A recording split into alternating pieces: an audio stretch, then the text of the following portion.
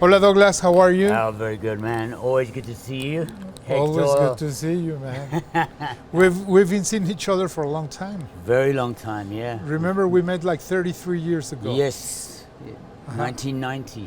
1990. Yeah, it's insane. That was like it was amazing because I mean you had already released the Belief album, yeah. which is like I can say is my favorite. Yeah, we spent a lot of time with that album actually. It was, Yeah, and it has like a lot of your songs are basically anthems, no? yeah, we tried to do this. Yeah. For the dance floor and for live shows. Yeah. That's very interesting because I mean when you listen to the album, you listen to older versions in the album, Yeah. but you don't stop there. You're Yeah. always working on new mixes and Yes. Yeah, Yeah. I mean, especially with Belief, because it came out at a time when before it was called anything else, it was Balearic beats that turned into acid house. yeah, So we were going to the clubs, literally, you know, we worked with the producer, Flood. So I remember we got the acetates of Control, yeah, and we took it down to a club called The Trip, which is in Okay. the centre of so London. you have to try them out. Just to try it, and we'd put it on, and then like we'd be on the dance floor dancing with the people, and it was, we knew it was good if everybody's dancing. Yeah. That is great, and Yeah. they knew that it was your Yeah. music. Okay, Yeah. these guys are here, so. but also at that time, working with Flood, Yeah. he was like the top. No, he was like doing like U2 and things like that. Oh, but yeah. also he was doing Violator. He went on to do Violator after we worked with him with Belief, because we were in the same studio in London called Swan Yard Studios. We were doing Belief, and at the same time then we were talking a lot with Depeche Mode because we'd done the Music for the Masses Yeah, tour, and they'd started, they were doing the 101 overdubs. Yeah. So they were in the same studio. So we were seeing them every day Okay. and talking a lot, and we were saying to them, you need to use Flood. He's going It's to change amazing. everything, yeah. And then they started using Flood with Violator, and No, amazing. I mean, it's, it was amazing. for me, it's the most rounded. Every Depeche Mode album has like incredible moments. Yeah. And throughout history, like it doesn't Yeah. matter which one. Yeah. But this one was like the complete, everything was there. For that time, it was the perfect. Yeah, it was like they were at its peak, Yeah, like composing, playing, everything. They really everything. understood themselves, and Uh-huh. we felt we were kind of in this, you know, with Belief, we really thought about it a lot. And Yeah. Flood is the type of producer that helps you think more about what you're doing. It's not just like you're just making music. It's like, what are you trying to do? You know, the next steps. Exactly. Everything is a step to the next album. To when Yeah. you're touring, to really exactly. thinking. How come you translate an album to a live show? Go and see Depeche Mode live. Like, all right, we need to do that. And you were friends from before, no? Because you were in the same label. We were on the same label. and we, it was like a family. And Yeah, Daniel Miller was very like much. the And- Godfather. And Yeah, he was a bit more like the Godfather with that period, because we'd grown up with Depeche Mode. We came from a very similar town in Essex, east of London, and the early stuff was like along with everything else, you know, with the Some Bizarre album and all of these bands that came through with that, you know, and everything was Blancmange, even all these bands. We loved all that, all the pure electronics, and of course from Sheffield, Cabaret Voltaire, and then Heaven 17, Human League. and all those everything, things. you know, Throbbing Cross Gristle. DVA and everything. It was crazy, no? I mean, amazing like time. everything I mean, was happening insane. at Yeah, that everything, time. you know, so we'd kind of moved away a little bit from that pure like pop electronic. Like synth pop. Yeah, and we wanted to be more like, you know, more like how we were hearing stuff coming from Europe. More like the German. Yeah, the German, some of the French. And at that time you said, okay, we play industrial or electronic body music.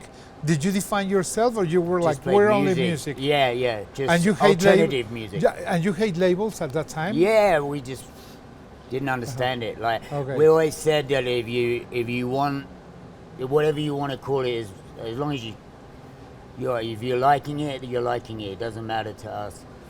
And then, so we weren't really kind of keeping too much focus on what Depeche Mode were doing. And then the music, they were just finishing music for the masses. And Daniel said to us, you have to be on their tour. And we're like, we don't know. We don't want to do that, Daniel. Yeah, we're too cool. We're too cool, we're too special. And like, I think we even said to him, yeah, but what about our fans? And Daniel's like, what fans? Yeah. You don't have any fans in comparison. He's yeah, like, totally. Tell me about fans after you've done Depeche Mode. I know. So we're like, all right, we do it. So we did it for him, and then in the first show, me and Bon. Where was that?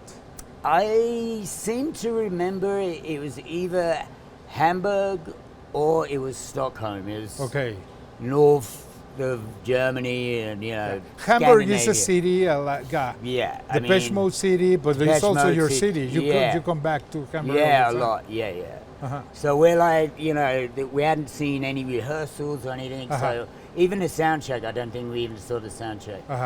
So we're standing at the side of the stage, waiting to be impressed, and then like the show starts, and you remember the show, it had the curtain, the curtain came down, and we're like, with Behind the Wheel. Yeah, Behind the Wheel, and we're like, huh. And they're going into the next song. And like, you were like, good. Yeah, Never Let Me Down. We're like, fucking hell. I mean, so by this time, we're like, at the end of the show, we're like, okay, this is how to be a band. Exactly. We go on and we make a noise with music, but this is a band. So from that moment, we learned a lot. Okay. And basically, then you toured music for the masses a little bit in Europe. Yeah. And then you toured again Violator. That's when Violator. We met in Texas, I believe. Yeah, I know. It was Texas. Yeah. And it was amazing because we were like huge fans of both bands. Yeah. So we said, okay, let's go and see Depeche Mode, but Nitzer Ebb is opening, so it's amazing. We were there really like at 5 o'clock. Yeah. Like nobody was there, but we were all, Nitzer Ebb. It was an amazing tour, yeah. It changes you to play with a band like that? Yeah, I mean, and to be that, for the Violator tour, for the United States, Canada, it was the tour. I mean, now the tour is different. Yeah. It's like Taylor Swift is going to be the tour. But nobody was touring as big as Depeche Mode for Violator. Exactly, and that was after 101. Music. Yeah, 101 exactly. made the difference. Broke the difference for them in the US, the Pennebaker. And it was just it was a long tour as well. I think it was like over 3 months. Yeah. And it became really, really, really close. Like everyone in the crew, their crew, our crew, something happened. Everyone was very, very close. It was also a crazy tour. I mean. Yeah, it was crazy. I mean, Andy Fletcher told me, really, really, one day he told me, Hector, I don't remember anything. Nobody really did. So it was like party all the time? It was party all the time. It was crazy, like every day. So it was like being like an electronic band, but living a rock and roll very much kind of life. Nobody was telling us what to do. It was, I mean, really bad for us. No, coming home, like, and it was a very lucrative tour financially. Amazing. For us as well. Like, in fact, we were selling so many shirts. Exactly. What about merchandise? Because I mean, I see a lot of people wearing Nitzer Ebb. Yeah, the merchandise. Actually, you were supposed to bring me one, but probably you forgot. No, it didn't. Didn't have my size? I didn't get to see anybody when they came back. Okay. Yeah. Don't worry, you can send it to me. Yeah, it'll be sent. Don't worry, everything will be sent. The merchandise we picked up on really early, even before we played with Depeche Mode. Yeah. We knew it was like to put because we were fans of T-shirts. Like we'd go to see and of design. Yeah, because I mean your design has always been like very and you stick very, to very the you. aesthetic is very clear, minimal, and just like everything is an accentuation or an extension of the cover, the album cover. But it's not necessarily just the album cover. You know, so when we were first starting to see bands, the bands we were seeing were, you know, Bauhaus, Birthday Party, you know, Killing Joke, Susan the Banshees, and every time, I mean, even Adam and the Ants at that point, it was just only the second album from Adam and the Ants, and everything was like very focused on the merchandise. So we always knew this was really important for us. We didn't really think of it as a money thing until things started working well. Yeah. And then when we toured with Depeche Mode, we realized it's like a crazy money thing. Yeah, it's crazy. They were making more money sometimes of merchandise than... I mean, at the end of that, it's true to say we bought a house. Each of us bought a house from T-shirts. Wow. Yeah, from Violator. Amazing. Not in Mexico, because we have a lot of bootlegs. Yeah. You actually make good ones on the street. Really. Yeah. Sometimes this is better than your... Sometimes we go out, we look at like, actually, this is what I one of these. And tell me, you've been to Mexico several times. I mean, some of them we've worked together, and for me, to promote a band that I love is the best. Yeah. And when you're my friend, it's even better. But I think Mexico loves Nitzer Ebb. Yeah, and we do. It's reciprocated. You know, it's the same for us. I mean, I come to Mexico for other reasons. You know, my wife making films in Chiapas, and we have friends, artists. We have you as a friend. You know, if I'm in Mexico City, even if I'm not working, I'm seeing you, of course. And it's totally. And we talk all the time. All the time, yeah. When and I'm we back eat in LA. all the time. Yeah. And like if you're in Europe, when I'm in Europe, we see each other. Yeah. So everything is like it's a real relationship with this country for us. I know. Nitzer Ebb. Last time you were here, it was for Common Fest. It was 2019, right before COVID. Just before. So probably we were like, okay, let's do something next year. But probably it's been like that and like that. Yeah. But finally, we're doing Nitzer Ebb again in Mexico. We are, thankfully. Yeah, we're looking forward. We're like just defining exactly the date. But I mean, it's for sure that you're coming to play. Yes. And we were talking the other day, and you were telling me that Bon is always working in the music. Yep. And you can tell, because I mean, last time you were here, I mean, there were like the songs we love, but also versions that we were like, oh, I really like this version. Yeah. And that's very important. Yeah, and we've worked, you know, after COVID, after the pandemic, it was really hard for everybody. I mean, every band, you know, we had shows in Europe that we'd delayed, like tours that we'd delayed 3 times, and these were sold out tours with tickets, people waiting. Yeah, everybody went through the same. So like you had to do shitty situation. So people had the ticket, and then you have to say no.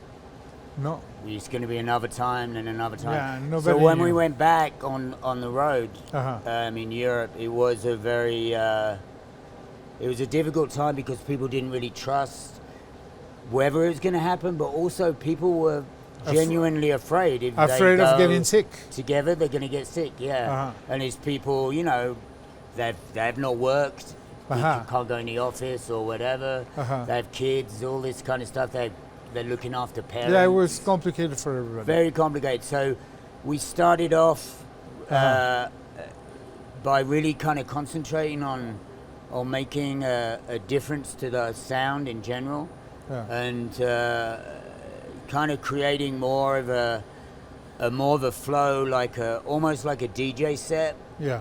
So it wasn't like, you know, so people could come there and just enjoy themselves as almost more like a party than a gig. Yeah.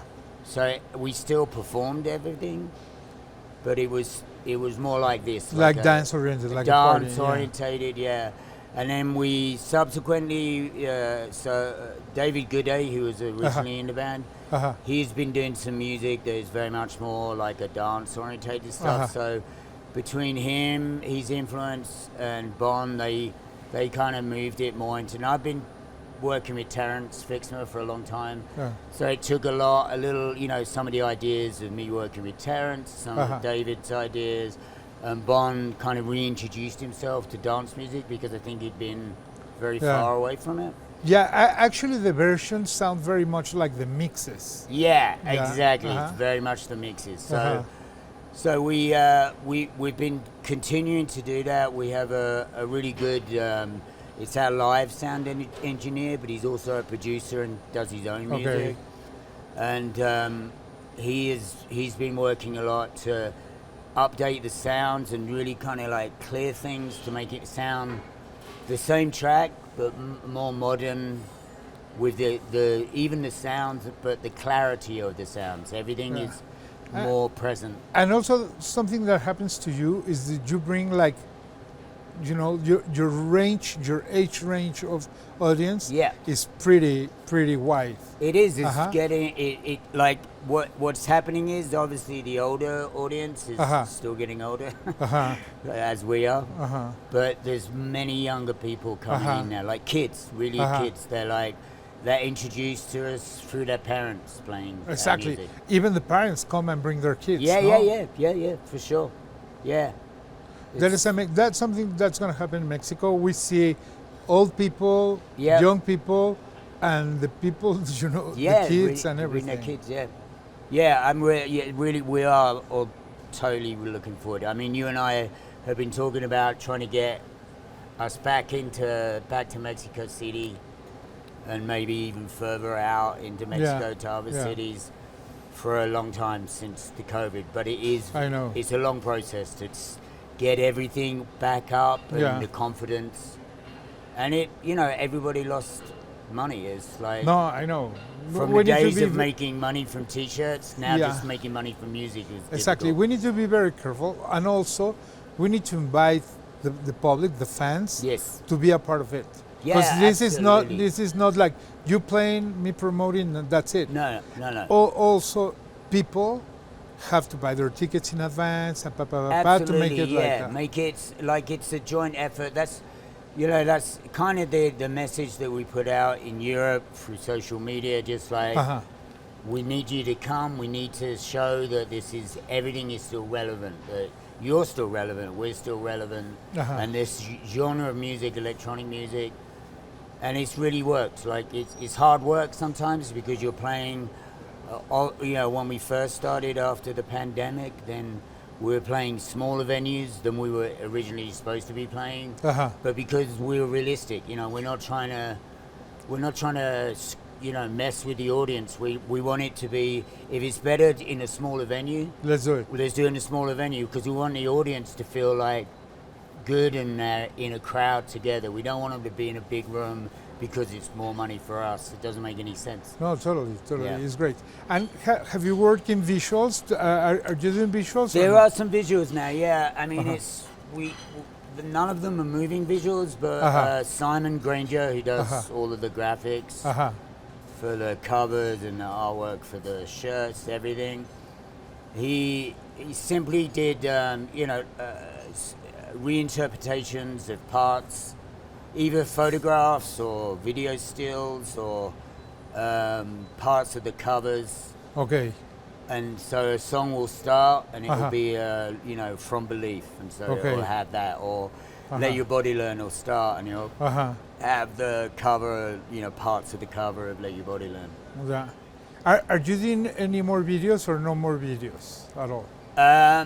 We haven't done any, but we probably would given the opportunity, but it's hard to, the motivation to do it because the outlet is really streaming on Instagram I know. So to spend time and money on that, it is not worth it. It's not, we do video, we record shows. That seems to be a better thing for people to enjoy as well. But if we had the opportunity and like a time to do it, and maybe if we're doing new material, which is a possibility. About that, yeah. Is there any new material? There's a strong possibility, yes. We're working. Okay, we say yes, but we don't say when. Yeah, we don't say no. But yeah, we're hard at work, let's say. So when you go on tour, how long do you rehearse in advance? Bon and I we'll figure out the set list with David, because he's still in England. So we'll figure out the set list, and we'll include like people like our sound guy and like tour manager, people who they see the show differently from us. You know, we see it from the stage, but they see it with the audience eyes. So they're very helpful for us. And then we have a list. Then we start to break down the list and change the list around. So we have a longer list always, like quite a long list. So Bon and I will rehearse those. Individually, actually, even though we're in LA together, we'll just do it at home. Yeah, you live in the same city, but you're not together. Yeah, we'll work at home in our little sort of studio setups. Then we'll get together at Bon's and just work on it. Then we'll get together in an actual rehearsal studio with what David I've seen you rehearse. Done. Yeah. Actually, I remember you rehearsing that's right. in my office. In your office, yeah. So that is great. Since it's electronic, you put your nobody can do it. Yeah, it's great. Yeah, I mean sometimes that's how when we're actually on the road and we're changing stuff, that we can work sitting in the van or you know, on a plane. On a plane, Yeah, and then like Bon and David, they're just like handing over the laptop and they're listening and then like changing, and they hand it to me and I'm listening like that should be different, or you know like this should be longer, or I don't hear this bit, or. So yeah, we eventually, Bon and I will play it loud in a rehearsal studio with speakers, because then you get to hear more. Because also your music, you need to feel it. Yeah. And then what we normally do is, once we've done that for a long, like a period of time in the US, we'll go over, because we've normally started since the pandemic, we'll start in Europe again. So we'll go over to Europe, and depending where we're starting, we'll spend a couple of days, normally no more than 1 or 2 days rehearsing all together. Okay. And then we're on the road. Everybody knows it. And playing is also rehearsing, no? Yeah, exactly. And if we, you know, there's songs that they're part of our DNA, you know, now. It's like, it's in there. You know, sometimes you'll have, you know, we call it a brain fart, where you're on stage and you're like, and you just can't think, and then the time comes and it just comes. You don't even know where it came from, but and what you always start in some cities, like Germany is like your big country for playing, because you play a lot. Yeah, a lot of Germany, a lot Eastern of Europe, no? Yes, Eastern Europe is good as well. Spain is excellent. Then we also, this might be me actually. Is your phone? Yeah, sorry guys. Oh, it's okay. It's like, okay, somebody's like, hey, it's me. I'm looking around. It happens all the time. Well, it is the phone on. Oh, it's me.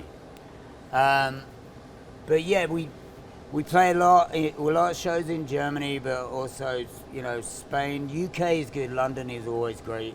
Yeah. All of Scandinavia is good. I mean, it's a shame with all the Putin stuff, because we'd always go to like Russia and Ukraine, and this now is like no, it's impossible to go there. Impossible, yeah. But you know, pretty much all over Europe is good for us. You know, we go to Greece, Athens when we can, and it's always good there. Like much more kind of punk rock in Athens. It's good. It's a good vibe. And between LA and Mexico, which would you prefer? Very different vibe. In fact, a lot of the audience in LA are is Mexican. Yeah. Well, a lot of everybody's Mexican. Yeah, exactly. Yeah. I think.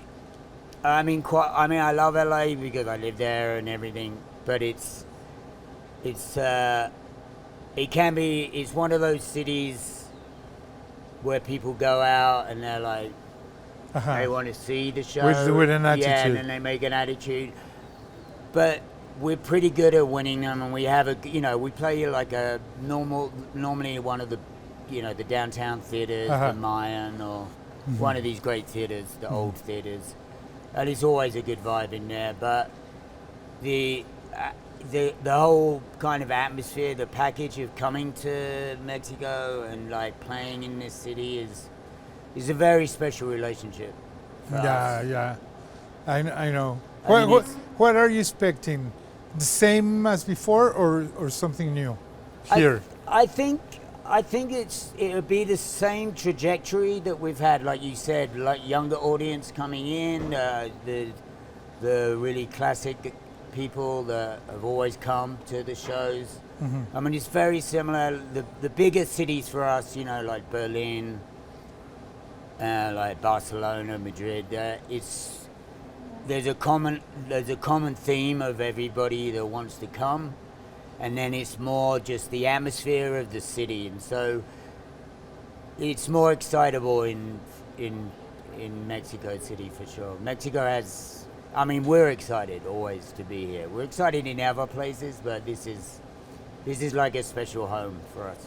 Yeah, thank you. We feel the same, no? Yeah. I mean, like, it is crazy, but I mean, we see each other so often that is very much like like a regular, no? Yeah. Actually, like last year, you told me that you were planning to move to Mexico to live. Yeah, there's still a possibility. Yeah, it's just getting things sorted, That'd be great, man. Yes. Gracias, Douglas. Man. Thank you very pleasure. much. Thank you, Héctor. See you very soon. Yeah, see you then. Gracias. Gracias.